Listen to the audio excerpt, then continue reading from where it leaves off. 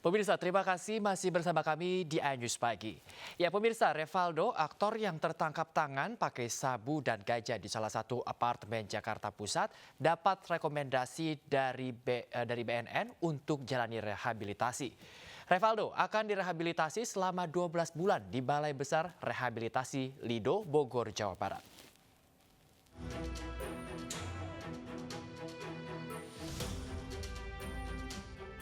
Aktor Revaldo dipindahkan dari tahanan Ditres Narkoba Polda Metro Jaya ke Balai Besar Rehabilitasi BNN Lido Bogor, Jawa Barat. Pemindahan Revaldo ini atas rekomendasi BNNP. Revaldo akan menjalani rehabilitasi selama 12 bulan. Revaldo mendapat rekomendasi untuk menjalani rehabilitasi lantaran dirinya mengaku merupakan seorang pecandu yang memiliki masalah mental. Meski begitu, Kabid Humas Polda Metro Jaya mengatakan proses penyelidikan akan tetap berlangsung dan akan disampaikan hasilnya setelah berkas perkara dinyatakan lengkap atau P21. Kita ketahui hari ini Senin, tanggal 16 Januari 2023, sebagaimana disampaikan terdahulu ya, atas rekomendasi dari Tim Asesmen Terpadu BNNP terhadap tersangka R, akan dilakukan proses rehabnya ya, yaitu di daerah Lido, dan ini milik BNN, dan kemudian layanan untuk rehab ini berbasis pada, sekali lagi saya sampaikan, hasil daripada rekomendasi Tim Asesmen Terpadu. Kalau ada bertanya lagi bagaimana proses penyidikannya, masih berlangsung. Nanti lebih lanjut ke depan, pada kesempatan pertama tentu akan kami sampaikan apabila berkas terkirim dan apabila juga berkas dinyatakan lengkap.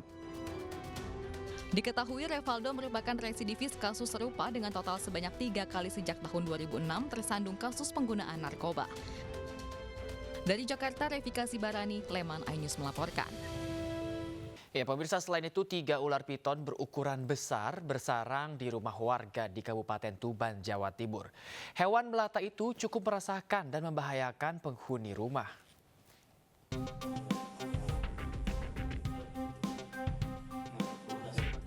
Evakuasi ular di dalam rumah warga di Desa Sugiwaras, Kecamatan Jenuh, Kabupaten Tuban, Jawa Timur berlangsung cukup menegangkan. Pasalnya ular jenis piton ini berusaha kabur dan bersembunyi di balik lemari. Dengan bantuan alat penjepit, petugas damkar berhasil menangkap kepala ular.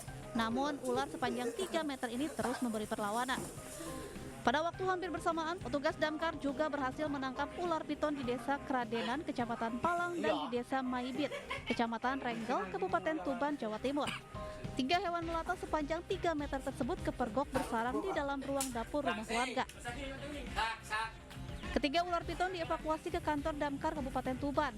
Untuk sementara waktu, ular akan dikarantina di dalam sangkar raksasa bersama puluhan ekor ular lainnya. Ada 3 ular yang kami evakuasi. Yang pertama di Jembel, Sugiwaras, itu yang di belakang lemari dapur. Yang kedua di Kradenan, itu di atas ruang pengasapan ikan. Yang ketiga itu di tempat wisata Sedang Maibit. 3 itu yang kami evakuasi dengan ukuran sekitar 2,5 sampai 3 meter. Musim penghujan ini potensi ular masuk pemukiman cukup tinggi. Masyarakat diimbau meningkatkan kewaspadaan dan lebih menjaga kebersihan lingkungan. Dari Tuban, Jawa Timur, Pipit Wibawanto, iNews melaporkan. Istri saya kemudian kaget, tapi kemudian Yosua mengancam Yang Mulia. Kemudian istri saya menyampaikan dia kemudian melakukan perkosaan terhadap istri saya. Saya tahu kapan kamu bohong, kapan enggak. Cerita kamu nggak masuk di akal. Kalian karena buta dan tertuli, makanya saudara tidak mendengar dan tidak melihat.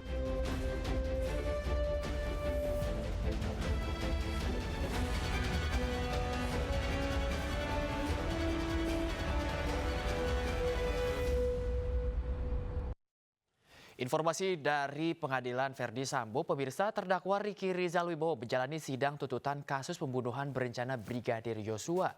Dalam sidang pembacaan tuntutan, Ricky Rizal dituntut 8 tahun penjara oleh jaksa penuntut umum. Terdapat adanya hal-hal yang dapat membebaskan terdakwa dari pertanggungjawaban pidana ataupun tidak ditemukan adanya alasan-alasan pemaaf maupun alasan-alasan pembenar atas perbuatan terdakwa. Oleh sebab itu, terhadap perbuatan terdakwa tersebut, maka terdakwa wajib mempertanggungjawabkan. Dan untuk itu, terdakwa harus dijatuhi hukuman yang setimpal dengan perbuatannya. Sebelum kami sampai pada tuntutan pidana atas diri terdakwa, kami selaku jaksa penuntut umum dalam perkara ini wajib pula mempertimbangkan hal-hal yang kami jadikan sebagai pertimbangan mengajukan tuntutan pidana, yaitu hal yang memberatkan. Perbuatan terdakwa mengakibatkan hilangnya nyawa korban Nopriansah Yosua Huta Barat dan duka yang mendalam bagi keluarganya. Terdakwa berbelit-belit dan tidak mengakui perbuatannya dan memberikan keterangan di persidangan. Perbuatan terdakwa tidak sepantasnya dilakukan dalam kehidupannya sebagai aparatur penegak hukum. Hal yang meringankan, terdakwa berusia muda dan masih bisa diharapkan untuk memperbaiki perilakunya. Terdakwa sebagai tulang punggung keluarga dalam mencari nafkah. Terdakwa masih mempunyai anak-anak yang masih kecil dan membutuhkan bimbingan seorang ayah. Berdasarkan uraian-uraian tersebut di atas, maka kami jaksa penuntut umum dalam perkara ini menuntut supaya Majelis Hakim Pengadilan Negeri Jakarta Selatan yang memeriksa dan mengadili perkara ini memutuskan: 1. Menyatakan terdakwa Ricky Rizal Wibowo terbukti bersalah melakukan tindak pidana turut serta melakukan pembunuhan yang direncanakan terlebih dahulu, sebagaimana diatur dan diancam pidana dalam dakwaan primer pasal 340 KUHP junto pasal 55 ayat 1 ke 1 KUHP. 2. Menjatuhkan pidana terhadap terdakwa Ricky Rizal Wibowo dengan pidana penjara selama 8 tahun dikurangi selama terdakwa menjalani tahanan sementara. Jaksa penuntut umum membacakan tuntutan kepada terdakwa kasus pembunuhan Yosua. Selain Ricky Rizal Wibowo tadi, terdakwa Kuat Ma'ruf juga dituntut 8 tahun penjara. Sebab itu, terhadap perbuatan terdakwa tersebut, maka terdakwa wajib mempertanggungjawabkan dan untuk itu terdakwa harus dijatuhi hukuman yang setimpal dengan perbuatannya. Sebelum kami sampai pada tuntutan pidana atas diri terdakwa, kami selaku jaksa penuntut umum dalam perkara ini wajib pula mempertimbangkan hal-hal yang kami jadikan sebagai pertimbangan majukan tuntutan pidana, yaitu hal yang memberatkan. Perbuatan terdakwa Kuat Ma'ruf mengakibatkan hilangnya nyawa korban Nopriansah Yosua Huta Barat dan duka mendalam bagi keluarga korban.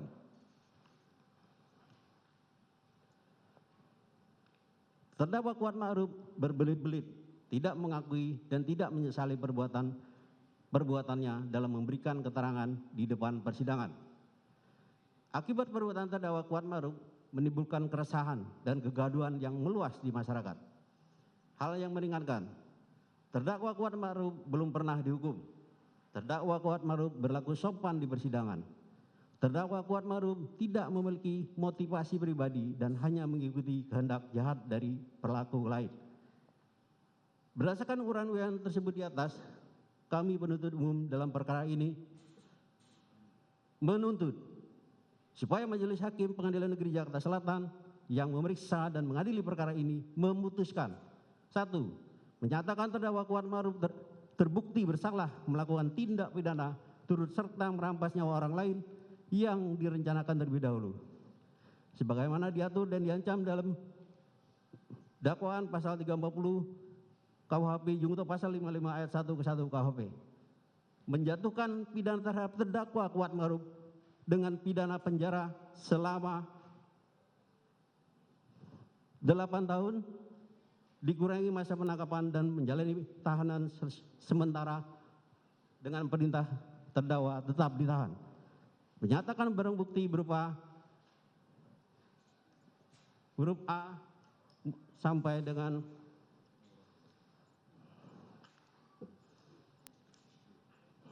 Huruf I.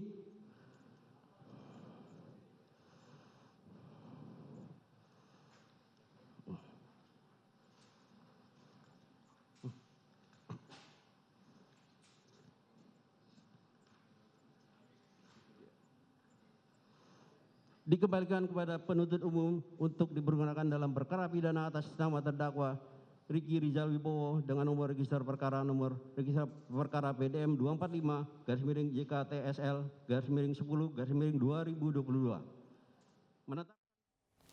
Saat membacakan tuntutan terhadap Kuat Ma'ruf, jaksa menyatakan tidak ada pelecehan yang terjadi terhadap Putri Chandrawati. Jaksa menyebut peristiwa yang terjadi adalah perselingkuhan antara Putri dan Yosua. Secara teoritis, kami menanggapi bahwa keterangan ahli doktorande Reni Kusumawardani terkait dengan kekerasan seksual yang dialami oleh saksi Putri Chandrawati bertentangan dengan keterangan ahli lain yang telah diambil sumpahnya dalam persidangan sebagai berikut. Bahwa berdasarkan keterangan ahli Aji Febrianto selaku ahli poligraf dalam persidangan mengatakan bahwa saksi Putri Chandrawati terindikasi berbohong ketika diperiksa dan diberi pertanyaan apakah Anda berselingkuh dengan Joshua di Magelang, yang juga dinyatakan dalam berita acara pemeriksaan laboratorium kriminalistik nomor lab 392 9 September 2022. Bahwa berdasarkan keterangan ahli Prof. Muhammad Mustafa, ahli mengatakan pelecehan seksual dapat menjadi motif dalam perkara ini apabila dikuatkan dengan alat-alat bukti. Kemudian ahli mengatakan hasil psikologi forensik dapat digunakan namun dikuatkan oleh bukti lain, tidak boleh hanya bertumbuh pada satu saja. Bahwa berdasarkan keterangan saksi Beni Ali dan Susanto Haris mengatakan bahwa saksi Putri Chandrawati mengatakan adanya kekerasan seksual yang dialami di rumah Duren 3 pada tanggal 8 Juli 2022 dan pada akhirnya diketahui bahwa tidak ada kekerasan seksual yang terjadi di rumah Duren 3 pada tanggal 8 Juli 2022. Bahwa berdasarkan keterangan saksi Richard Eliezer Pudiang Lumiu dan keterangan saksi Susi menyatakan bahwa tidak mengetahui adanya pelecehan di rumah Magelang pada tanggal 7 Juli 2022 sehingga keterangan para saksi ini tidak sesuai dengan keterangan ahli Reni Kusumawardani yang menyatakan bahwa kesesuaian informasi mengenai pelecehan seksual yang dialami oleh saksi Putri diperoleh dari keterangan Susi dan saksi Richard Eliezer Pudiang Lumiu. Kemudian dikaitkan dengan keterangan saksi Putri Chandrawati yang tidak mandi, membersihkan badan maupun mengganti pakaian setelah adanya dugaan pelecehan seksual, padahal ada saksi Susi sebagai ART perempuan yang dapat membantunya. Tindakan saksi Putri Chandrawati yang sama sekali tidak memeriksakan diri ke dokter pasca dugaan pelecehan seksual, padahal saksi Putri Chandrawati adalah merupakan seorang dokter yang sangat peduli dengan kesehatan dan kebersihan. Adanya inisiatif dari saksi Putri Chandrawati yang masih meminta dan bertemu untuk berbicara dengan korban selama 10-15 menit dalam kamar tertutup setelah dugaan pelecehan. Tidak adanya tindakan saksi Ferdi Sambo meminta visum padahal saksi Ferdi Sambo sudah berpengalaman puluhan tahun sebagai penyidik, dan tindakan saksi Ferdi Sambo yang membiarkan saksi Putri Chandrawati dan korban berada dalam satu rombongan dan satu mobil yang sama untuk isoman di Duren 3, serta keterangan terdakwa Kuat Ma'ruf terkait duri dalam rumah tangga sehingga dapat disimpulkan tidak terjadi pelecehan pada tanggal 7 Juli 2022 di Magelang, melainkan perselingkuhan antara saksi Putri Chandrawati dan korban Nofriansyah Yosua Huta Barat. Istri saya kemudian kaget, tapi kemudian Yosua mengancam yang mulia. Kemudian istri saya menyampaikan dia kemudian melakukan perkosaan terhadap istri saya. Saya tahu kapan kamu bohong, kapan enggak. Cerita kamu nggak masuk di akal. Kalian karena buta dan tertuli, makanya saudara tidak mendengar dan tidak melihat.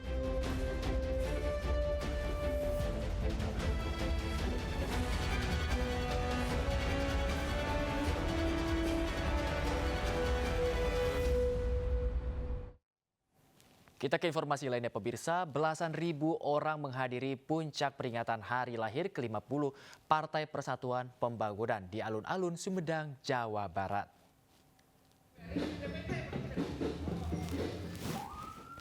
Hari lahir ke-50 Partai Persatuan Pembangunan disambut antusias masyarakat, badan otonom, dan para kader partai. Rangkaian acara mulai dari gerak jalan santai, santunan, hingga hiburan untuk rakyat.